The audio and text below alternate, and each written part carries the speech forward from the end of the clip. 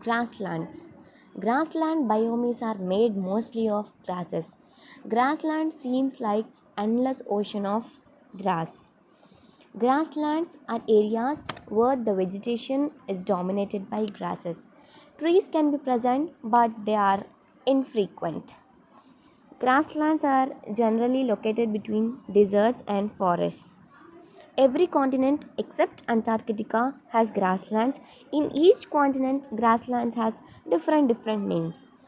For suppose savannas and Vedas in Africa, pampas in South America, steppes in Europe and Asia, prairies or grasslands in North America, rangelands in Australia, and so on.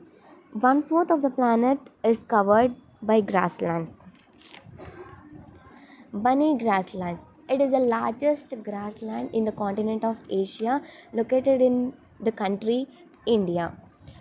Bunny grassland form a belt of arid grassland ecosystem on the outer southern edge of the desert of marshy salt flats of Ran of Kutch in Kutch district located in state of Gujarat.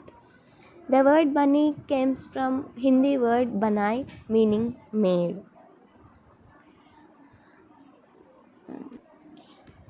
Our planet grasslands are the rich home for our big land animals. Our grasslands are shrinking. Life in our grasslands depends on space. They once covered a quarter of our planet, but as the human population exploded, we have turned our grasslands into farmland and replaced wild herds with domestic ones. India lost almost 31% of grasslands in a decade. This land saw a decline between 2005 and 2015. The total area under grassland reduced to 12.3 MHA from 18 MHA. Declining productivity of grassland also means poor quality of fodder for livestock. A revolution is coming in what we eat and how we grow it.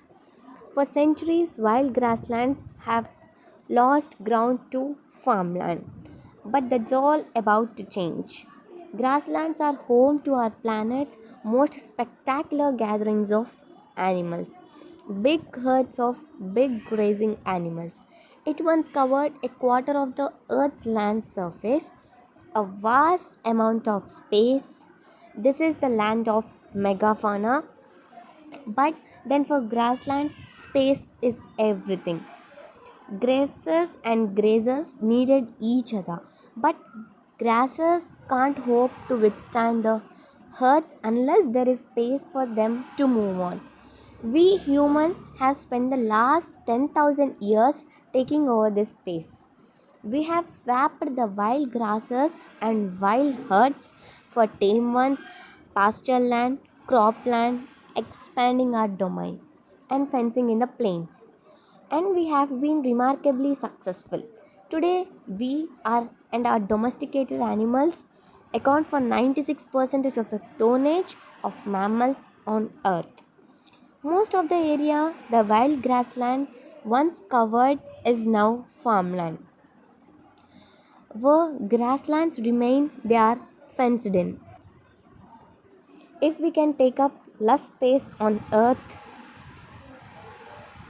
then the grasslands will be able to expand and thrive forever. But how can we hope to do that? When our demands rise year on year, we bring about a revolution.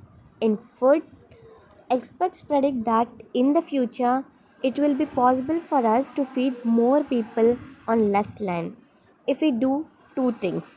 Only it is possible if we do these two things. Firstly, reduce our consumption of meat. Humans have always eaten both plants and animals. We are natural omnivores. But for most of our history, meat has been a rare treat. It's only recently that meat has become so affordable for some that large number of people have come to expect it each and every day. Our new dietary routine places a huge strain on planet Earth. When we eat meat, we position ourselves higher up the food chain like predators. And when we do that, we unknowingly demand much more space. The area of land we use to raise the animals we eat is twice the size of South America. Much of that is for the feed crops we need to build up their bodies. It is possible to raise animals on natural grassland in a sustainable way. And there are communities around the world doing just that. And only from animals raised sustainably, we would dramatically reduce the amount of land we need to feed ourselves. But moving away from meat is a big change, unthinkably for many. To help ease the way, hundreds of entrepreneurs across the globe are now developing plant products that look, feel, and taste the same as meat, while others are discovering how to make clean meat. Meat products grown from scratch in the lab. These meat alternatives may take some getting used to, but they are far better for the planet. There is another way to save space: smarter farming. Farmers could make the move to smarter farming on a global scale. Farming methods vary hugely around the world. We don't always choose the best crop for a particular location, and we routinely rely on extra water and fertilizers to support growth of farming. The knowledge now exists to change all that.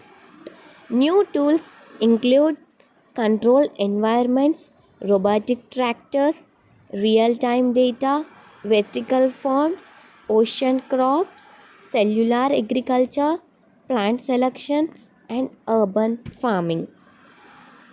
Smarter, more sustainable farming is just around the corner. If we help farmers globally to adopt these ideas, we'll produce far more food on far less land. The coming revolution in food and farming will largely remove our need to cut down forests for food production. It would mean we give off fewer greenhouse gases, and we would significantly reduce our demand for fresh water. If we ate less meat from only the best sources, it would be better for our health. Fewer animal fats, pesticides, and antibiotics in our food. Studies suggest that if we eat healthily with less meat, deaths from heart disease, obesity, and some cancers could drop by up to 20%. We could save $1 trillion in healthcare worldwide. Yet the food will be just as tasty. And what will we do with all that extra land?